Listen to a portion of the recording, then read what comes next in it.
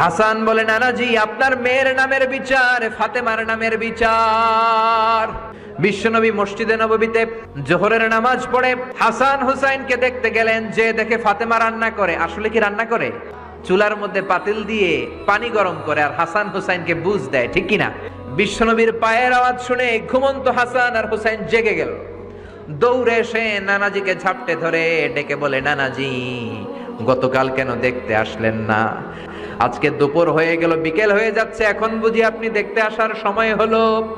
বিশ্বনবী বললেন, হাসান হুসাইন এই তো এইমাত্র জোহরের নামাজ পড়ে আসলাম, তোমাদের খোঁজ খবর নিতে এসেছি।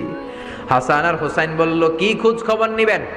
খোঁজ খবর নেওয়ার আগে একটা বিচার করে দেন, বিচার। আপনি তো আহকামুল হাকিমিন। বিশ্বনবী বললেন, কিসের বিচার?